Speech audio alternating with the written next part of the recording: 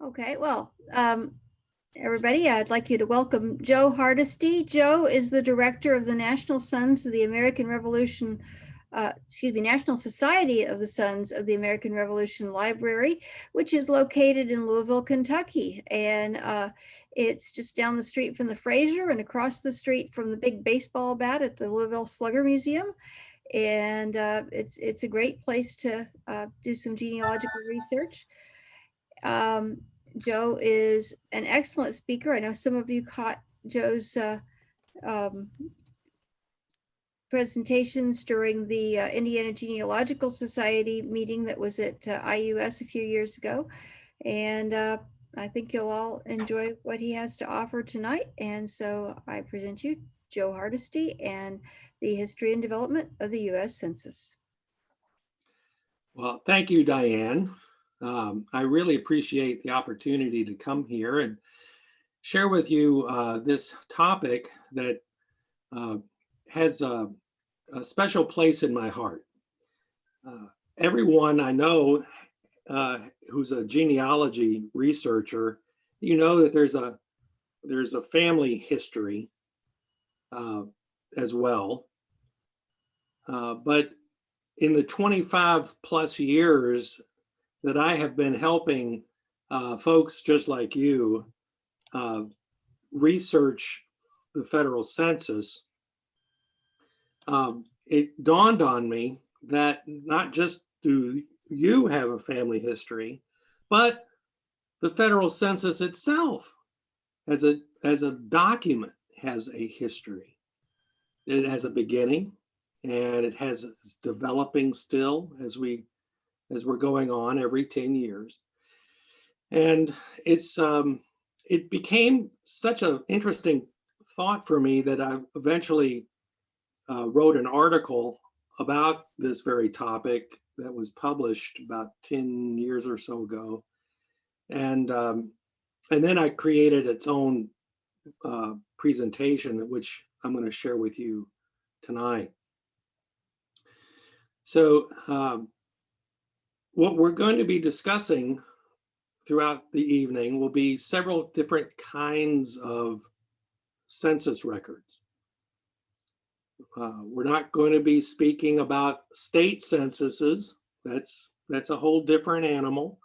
Nor are we going to be discussing other countries like Canada or England that have their own census. We're just speaking federal US census records. Now, those federal census records are subdivided into several different types. And the big one that we're all familiar with are the regular population censuses. And that's like the meat and potatoes that our ancestors are found in. And we're all familiar with how to locate census records and to search them. In tonight's talk, we're not going to discuss how to search those federal census records. I'm assuming that you already have a good idea of how to go about doing that. But that's the population census is the major one. But there's also non-population censuses out there that I think are very important and worth sharing with you tonight in brief. And those basically include slave censuses that I'm sure you've heard of, but also there's agricultural and manufacturing censuses. And those are a unique picture of our family history, as well as mortality schedules. And I'll be discussing those four censuses as well throughout this evening's presentation. And then I'll wrap up with any questions that you might have, and hopefully I can shed some light on those. So that's the general scope and context of tonight's talk. So let's start first with how do you locate census records? And again, most of you already know how to go about that, but just real brief. On ancestry.com, at the homepage, you could either click there in that red box to search the census records, or you could go down to that bottom right corner and click all to see all of the censuses, including those agricultural and manufacturing census and slave census. They'll all be listed there. So, and of course, Heritage Quest is another site that you could access census records, and FamilySearch.org as well. Those are three of the main ways to access census records. And when I started in the world of libraries, helping you guys, it was all on microfilm. That's how far back I go, kids, before the internet. And so I put away hundreds of reels of microfilm every day.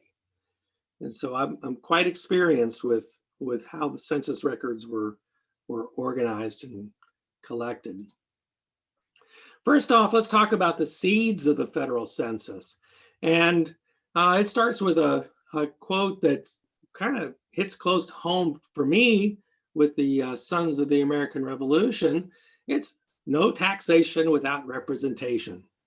Remember that phrase back in our high school days? Your ancestors and mine were all quite upset, and rightly so, that we were taxed and had nothing to say about it. And that was one of the reasons why our patriot ancestors decided to throw off the shackles of the British tyrant, King George. Eventually, of course, as you know, we won the American Revolution. And after the signing of the Paris Treaty in 1783, it was down to business. How do we go about, as a fledgling nation, how do we go about governing ourselves? And so there were these continental congresses that were forming every year to discuss how do we cobble together this new government of ours? How's it going to look? And there were committees, all kinds of committees that were formed to address needs of how to be independent and fair. And one of the committees was dealing with taxation and representation. And so in 1787, one of the major addresses was what's called the 3/5 Compromise. We're probably familiar with that in our history lessons, aren't we? The 3/5 Compromise. This is a phrase right out of the Constitution dealing with taxation and representation. And here they're addressing the need to count the number of people determined by adding the whole number of free persons, including those bound to servitude. So indentured servants were counted, or would be counted, excluding Native Americans, not taxed, 3/5 all other persons. Now that phrase right there, easy to remember. You'll find it in Article 1, Section 2, Paragraph 3. 1, 2, 3. All you got to do is remember that. And you can read it in its original text. One of the things that I think is interesting about this phrase is that in the 3/5 all other persons phrase, they don't use the word slave, but that's what they're referring to. And the big fallacy that a lot of folks come away with when they misinterpret this phrase is that they jump to the conclusion that our founding fathers implied that slaves were considered 3/5 of a person. And that's not the case either. And the basics of the 3/5 Compromise was to balance out the power of representational government with the slaveholding states in the South that had way more people, and the non-slaveholding states in the North that didn't. So how do you balance out the power if you count everybody equally? And the northern free states were afraid that the southern states could actually have more power in Congress if they counted all the slaves. Sounds counterintuitive, but that's the bottom line of the 3/5 compromise. So 3/5 of this enslaved population would be counted for purposes of taxation and representation. You'll see that as early as the 1820 census, they actually count free persons of color. And in this case, in New York City, you'll see numbers of males followed by numbers of females that were counted that were free. And if any one of you were to watch the movie or read the book, 12 Years a Slave, I don't know who the author is, and I'm sure the public library in your neighborhood will have it, but that's an excellent book to read.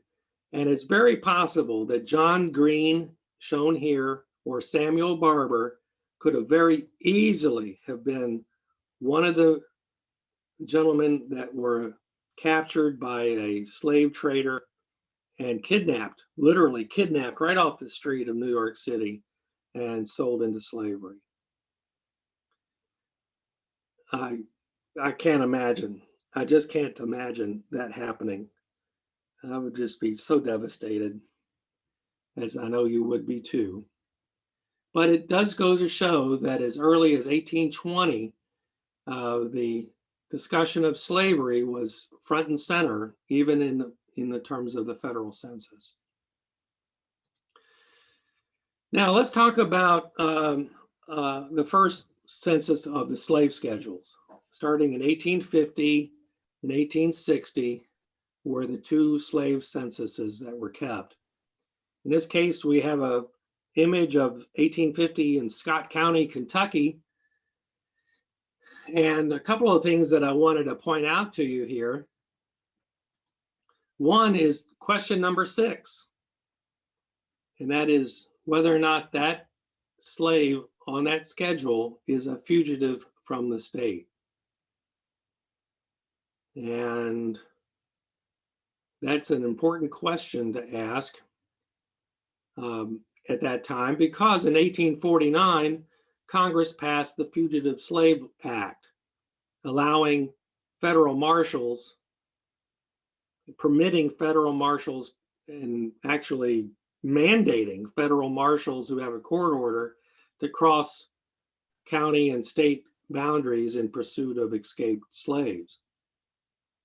You'll even see in the top right corner of the census, slave census, that there was an assistant marshal who actually took this census. So there's law enforcement as part of the census. And in light of what's been happening in the past 12 to 18 months with the upheaval of the Black Lives Matter movement, and I know you've heard the phrase systemic racism. I'm not going to go off tangent here, but this is a perfect example of how rooted racism was in our government. It was inculcated in the documentation. Notice also this particular line, William Sutton, right there. That's an interesting name. If ever you go to a cocktail party, you may want to remember him. William Sutton was the slave owner in Scott County in 1850. He was a physician, and he was the person responsible for Kentucky's vital record law. Yay. If you have any roots in Kentucky, you could thank William Sutton for helping you find them. He was the one who started it. And that's not going to be on a quiz question. That's no quiz question, I promise you. Let's move on. Another is the mortality schedules. And this is an interesting one, I think, and necessary for us to research.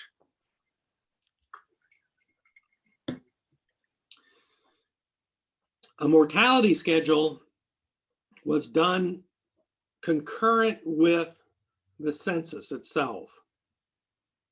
So in 1850, there was a census taker who noted who lives in the household.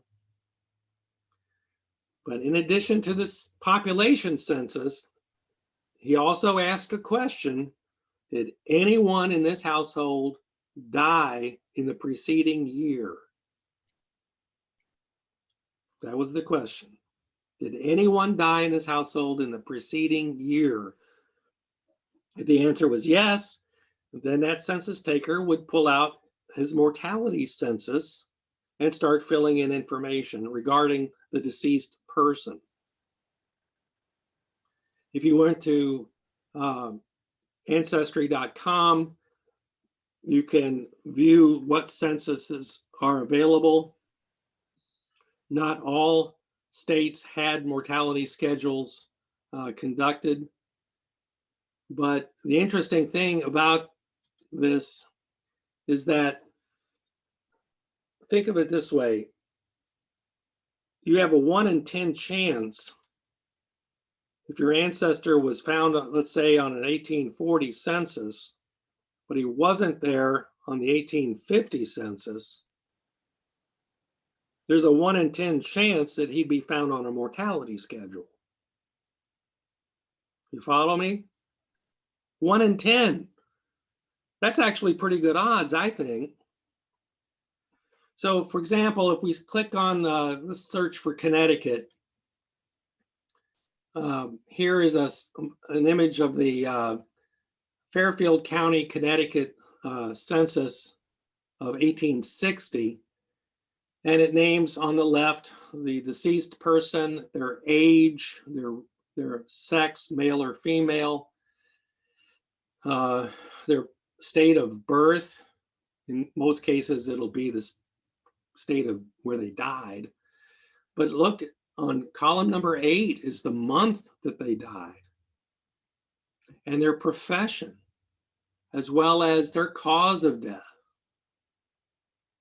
That's really good stuff. And I might suggest, ladies and gentlemen, that if you were to find your ancestor on a mortality schedule, whoop it up, because that might be the only document you're going to have that nails down relatively closely the month and the year of birth. There may not have been a birth record, and probably not in 1860. There was probably no birth record for these people. So a mortality schedule just might be the closest thing you're going to find to nail down a date and place of birth. I might also suggest that if you were to find your ancestor on one of these, is to step way back and pay close attention to that column number 10 that you see on the cause of death. And you're going to see cholera, typhus, yellow fever, consumption. You're going to see a lot of those diseases that people died of back in the day. And if you see that half of the people, let's say, in that county in that year died of consumption, you could probably guess that there was a plague going on, and there was a hell of a need for physicians, and it was these mortality schedules, I should say, is what was the driving force, the primary driving force behind state level vital record laws. because the doctors were looking at this stuff. The doctors were noting it. They were seeing the causes of death in their counties, and they were wanting to address these root causes. And you won't know what they are until they're described in a mortality census. So I think that's a valuable resource. And I might ask if you would, at the end of this talk, I'd be interested to hear how many of you have consulted mortality censuses in your research. Moving on, another non-population census is agricultural census records. Now, it should be no surprise to us that our great-grandparents and further back in the generations, they were mostly all farmers. And it said so right there on their census record of 1850 and 1860. It gave the occupation. They were a farmer. Well, if that's the case, then I'd recommend you have to do this. Jump over to the agricultural census and see, well, what kind of farming did he do? And these agricultural censuses were taken, again, concurrently with the population census.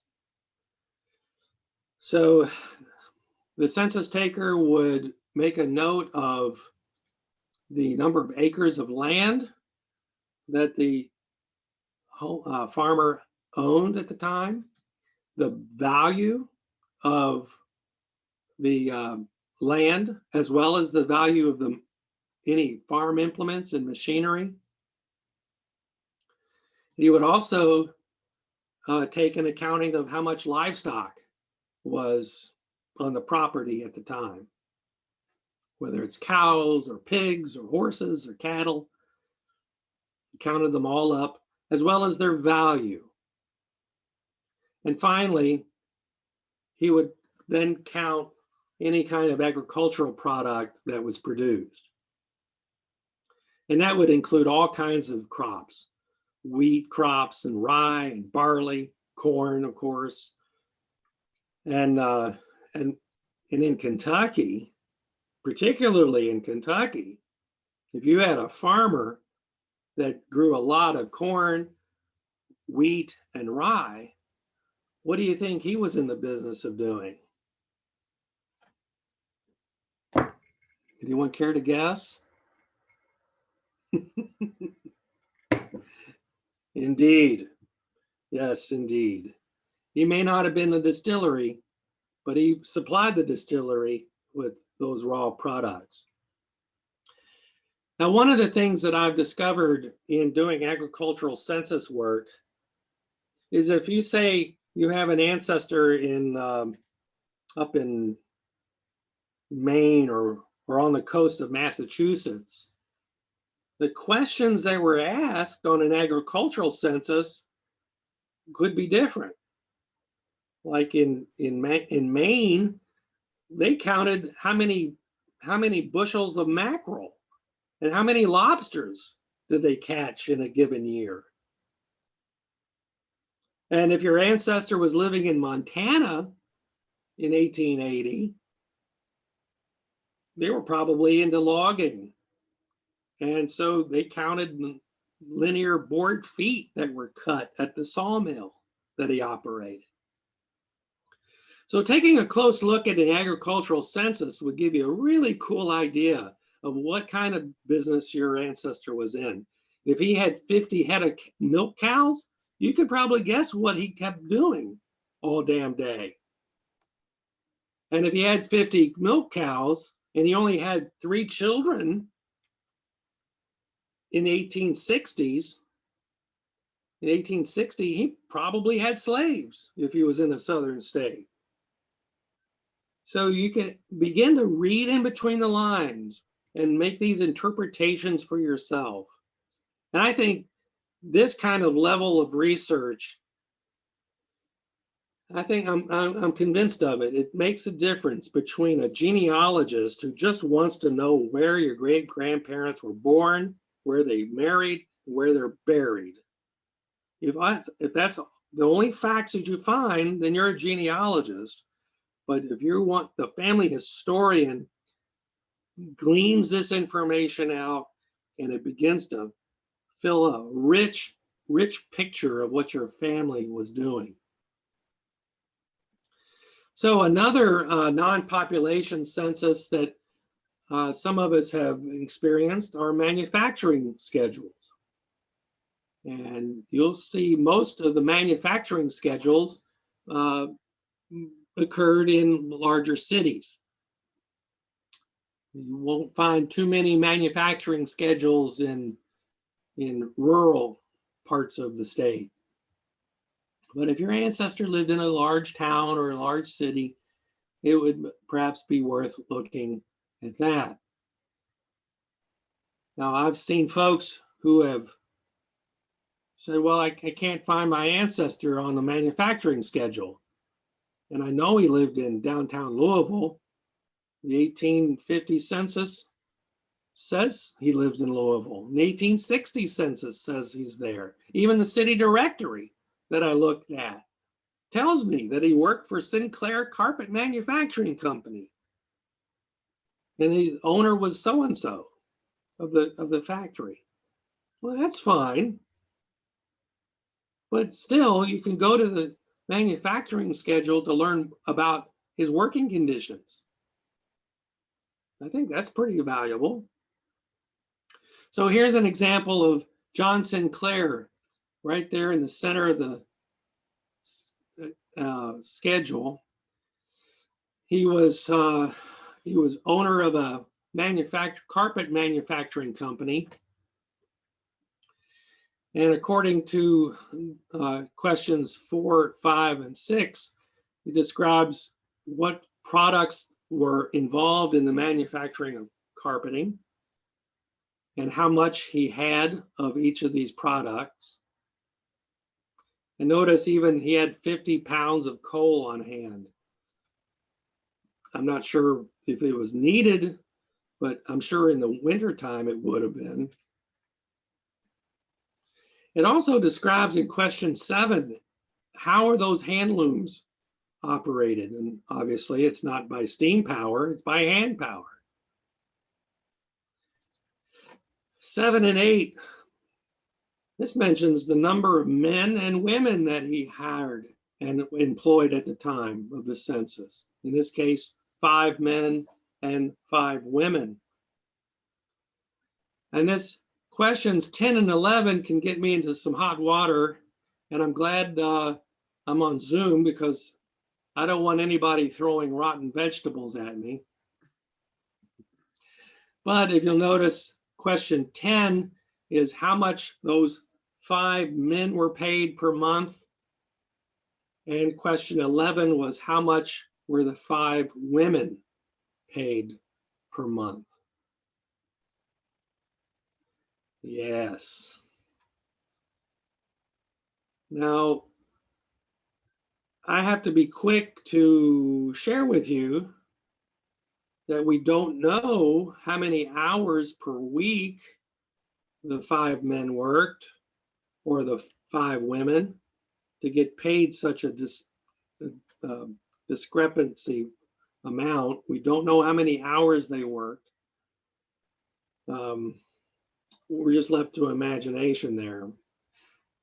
But it does go to prove beyond the shadow of a doubt that women were and still are paid less to do the same job for the same amount of time. So imagine your ancestor being one of those 5 employees, manually operating a hand loom for 12 hours a day, maybe. We don't know anything more about that. It's left to your imagination. But I think that adds another layer of history to your family. So moving on in, let's move up to 1902 is when this actual Census Bureau was created. And we're also at a point in our history of a nation when dozens of ocean liners are docking in New York and Boston and Georgia and all over the East Coast and West Coast too, bringing immigrants to this country. And the cities are just teeming with people. They're just teeming with everyone under the sun. And it was realized in as early as 1902 that a separate and permanent office needed to be created within the federal government to keep track of this growing population.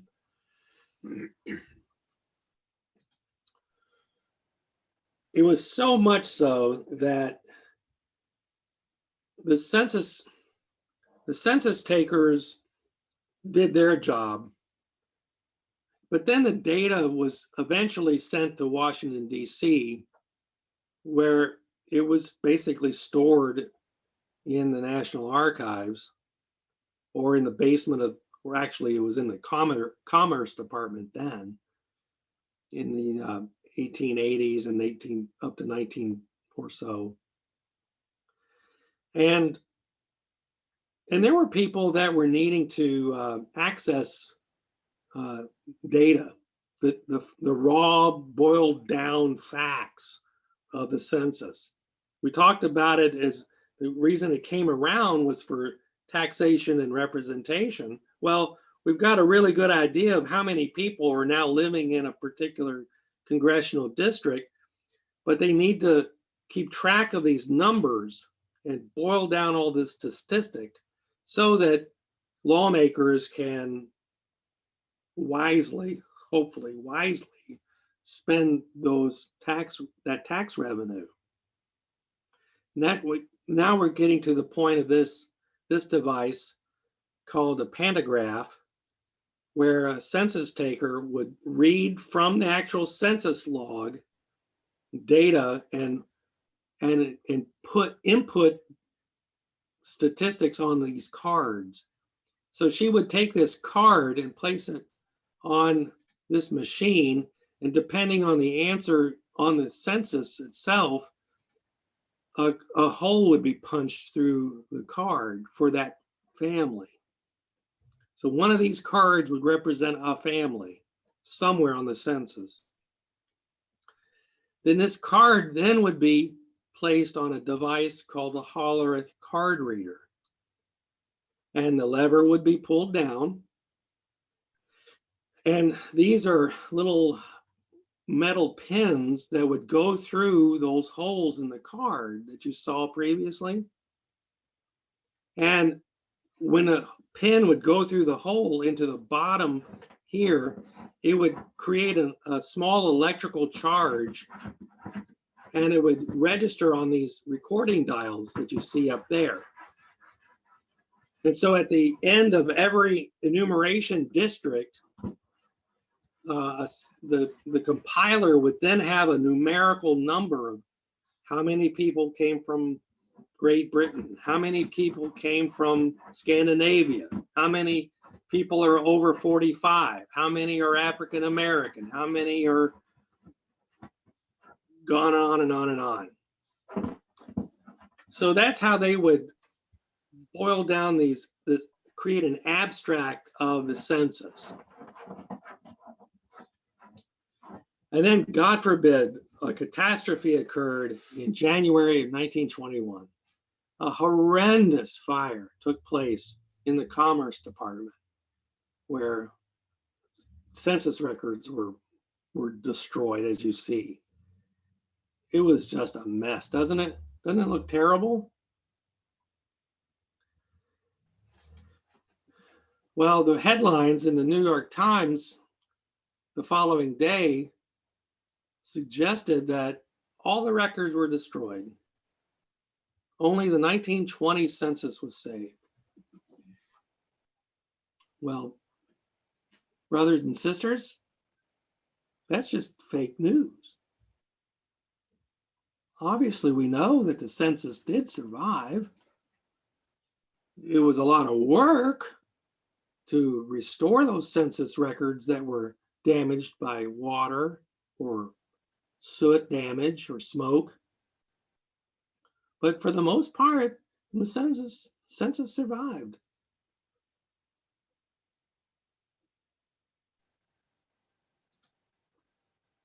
Now let's talk about another census that was created, and that's the 1890 Veteran Census. This is actually a supplement. The Veteran Census is a supplement to the 1890 census, and that's what you see in front of you. This is the supplement to the 1890 census, and it comprises nothing but those who served in the armed forces up to that point, most of whom you'll find on a veteran census were Civil War veterans. And of course, if you're doing Civil War veteran ancestor research, you have to consult this 1890 veteran census. And it gives the rank and the company, the regiment, the date of enlistment, the date of discharge, and the length of service for that veteran. Very valuable information that you could then take to another resource in search of a pension record or a military record for that veteran. And these two are available on Ancestry. Now, as early as 1916, a fellow by the name of Robert Russell, who was an employee of the Census Bureau, was just being worked to death in researching the census records so that the inquirer could then find proof and nail down his date of birth. And a lot of folks who were born without any birth record at all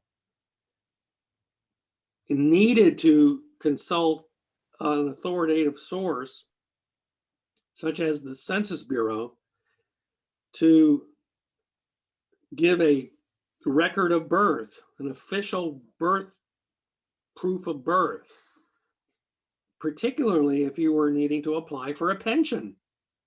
If you were a Civil War veteran and you had no birth record, they'd want to nail down who you were, and they'd want a separate proof of your date of birth. And the best way to go about that is by approaching the Census Bureau. And so the Census Bureau employees were just getting hammered with requests for proof of age. In fact, there was a whole office within the Census Bureau, and that's all they did. These folks just poured over the 1850, 1860, 1870, and 80 census records that they could get their hands on to do that. Well, Robert Russell created this ingenious indexing system where if they could create an index of the census records, they would just have to consult the index instead of the actual census. You follow me, everyone? Okay. So he patented this application in 1916.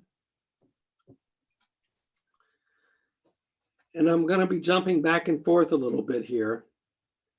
Finally, we know in 1929, the stock market crashed, and resulting in millions of people being thrown out of work.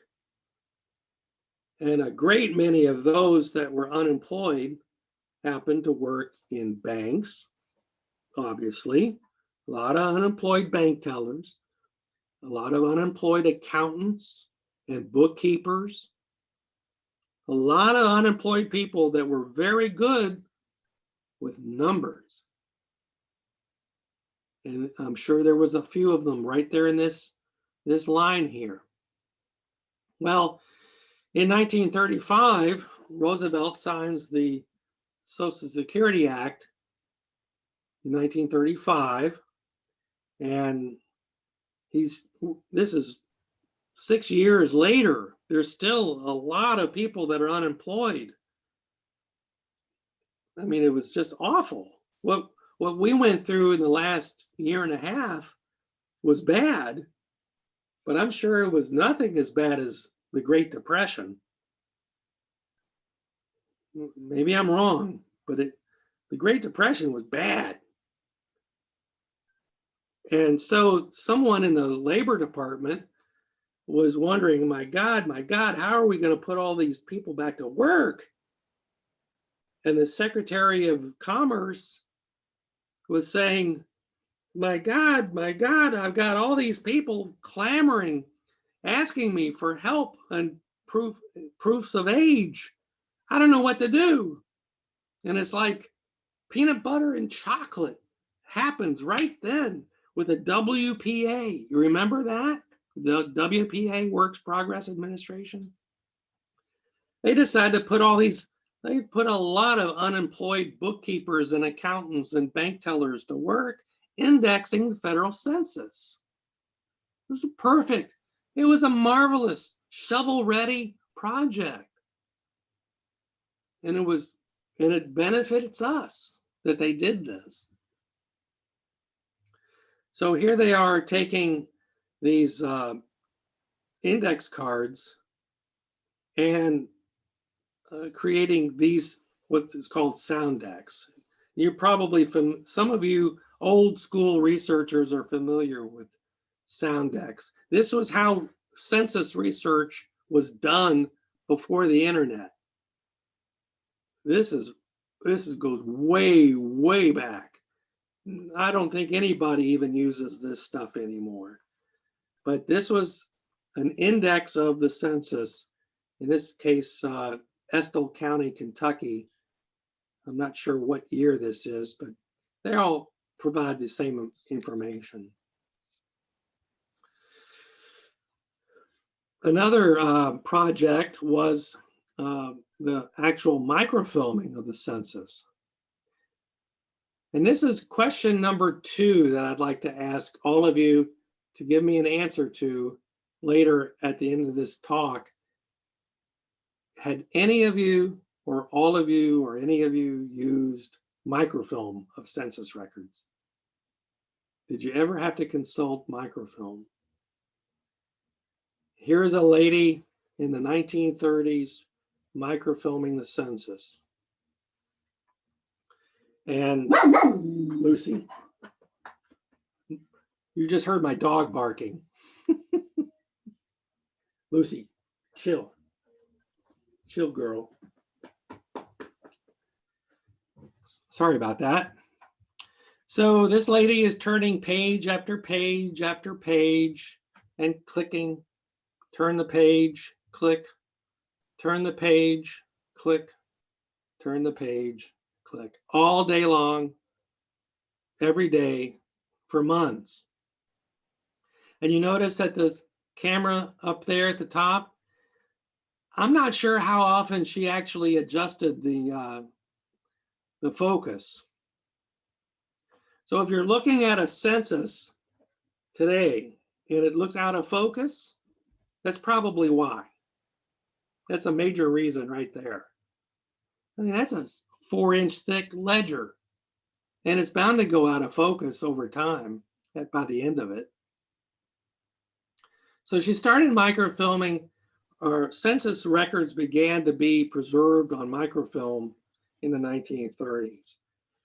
Now this is a screenshot of the first frame of the 1860 census microfilm for Harrison and Hart County, Kentucky.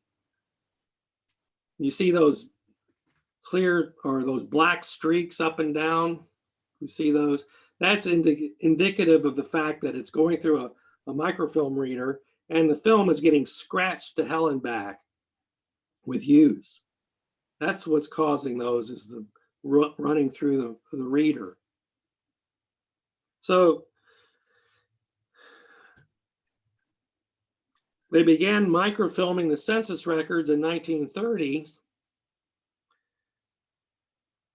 Take a wild guess when this particular reel of this census was microfilmed in Washington, D.C. Just think of a number, a year. And this particular census was microfilmed in 1967. So, folks, a little recap here. The census taker took the census in 1860. The actual documents eventually find their way to Washington, D.C., and they sit on a shelf in the basement of the Commerce Department for 60 years. No air conditioning, no humidity controls. And that kind of environment is just awful for paper. Every librarian knows that mold starts growing in temperature and humidity fluctuations. And then in 1921, there's a fire. So now fire hoses are spraying water all over the place. So there's soot damage that occurs to this particular census of Harrison and Hart County, Kentucky. And then it gets placed back on the shelf after it's dried out and sits there for another 27 years, or no, 47 years before it eventually gets microfilmed. So that's the life of that particular census. And if you're wondering why it's so hard to read something off of a census record, all that is reason why.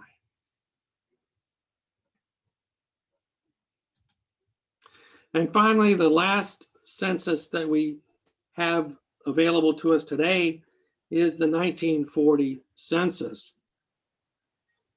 And I'm bringing up this particular image to remind us all that if you had ancestors, as I did, my mother was alive in 1940, to be sure to look on lines 14, 29, 55, and 68. And if your ancestor was on any one of those four lines, look at the bottom of the census image to read more information that was supplied for those individuals. And some of the questions, of course, was asked about whether they served in the military. And now this is a good question. It makes sense that they would ask in the 1940 census if that individual had a Social Security card. Social Security Administration was out for just 5 years. And of course, they're going to want to know how many people are signing up for Social Security.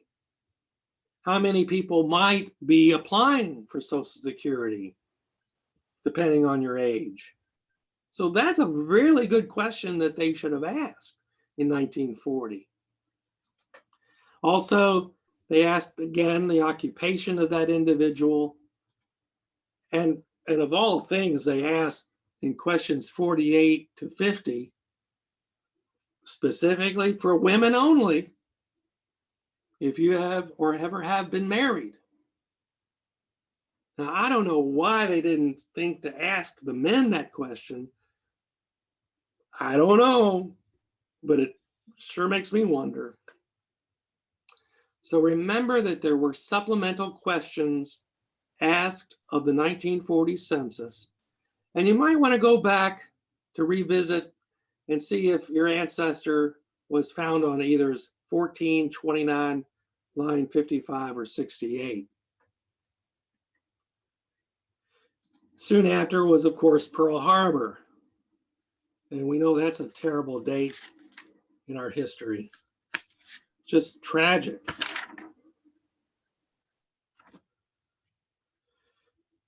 Immediately, all that census indexing had to come to an end.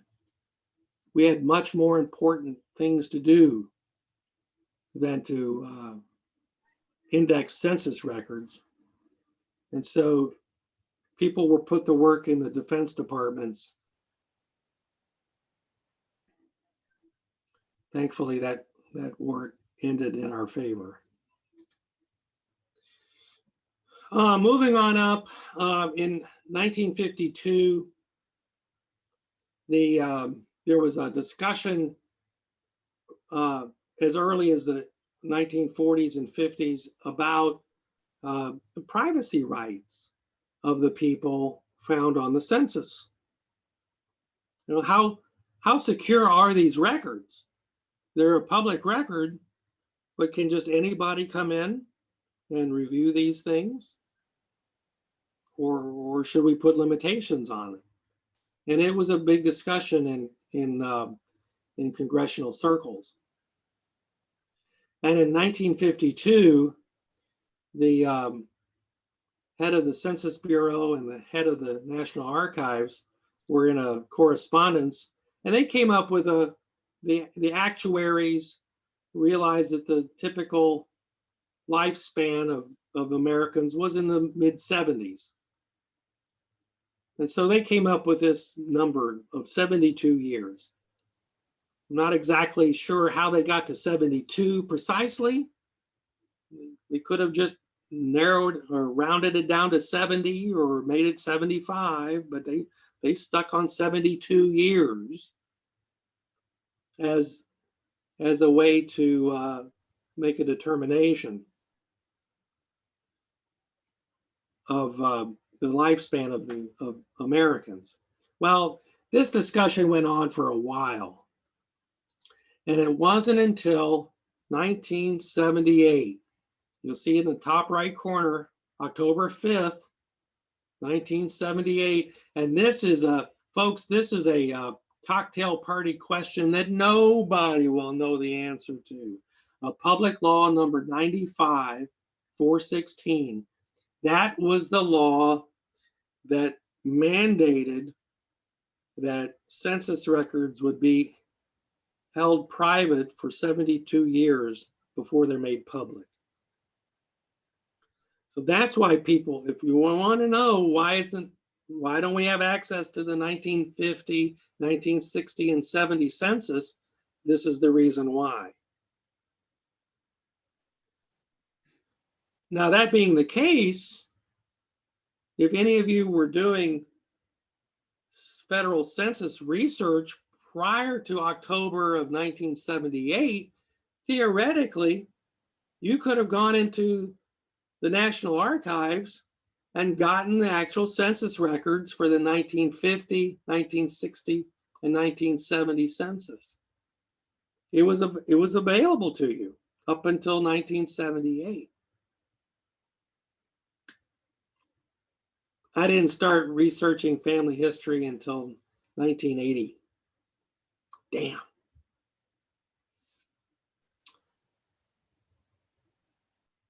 So let's jump back to a surviving fragment of the 1890 census. Again, now most of this was destroyed in a fire, but some of it survived and was made searchable on Ancestry. And I think it's important that we discuss this for a moment, even though our ancestors may not be found on it. But one of the questions asked was whether or not that individual was white, black, mulatto, quadroon, octoroon, Chinese, Japanese, or Indian. So the Census Bureau, by instruction of Congress,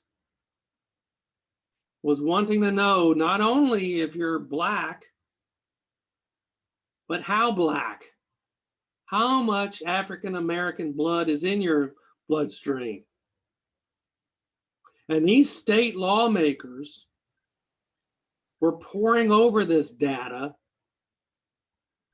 so that they could then use it for local and state laws, such as interracial marriage laws.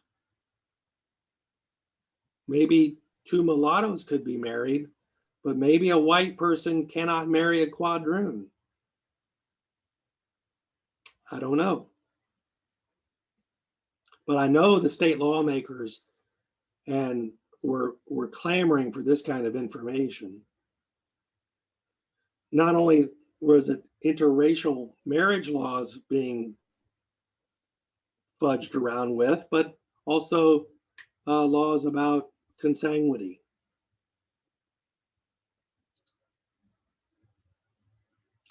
Such as in the 1870 census, they asked whether or not that individual was insane or idiotic, and they lumped deaf, dumb, and blind people in with the mentally ill. But the term idiotic was a politically correct term in the 1870s.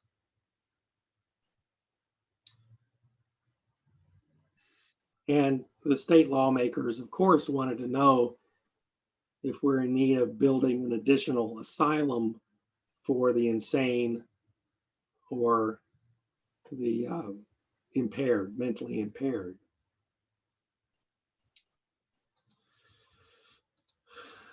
And of course, these laws also helped drive the debate in the public discourse about forced sterilization.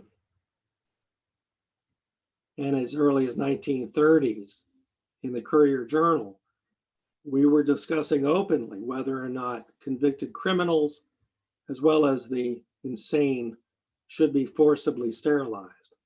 I know that's a very uncomfortable topic to discuss, but it was discussed openly in the 1930s. And before we point a finger at Adolf Hitler, I'd like to know where did he get these ideas? It was all over the world. And of course, Nazi Germany just took what we were discussing to the ultimate level.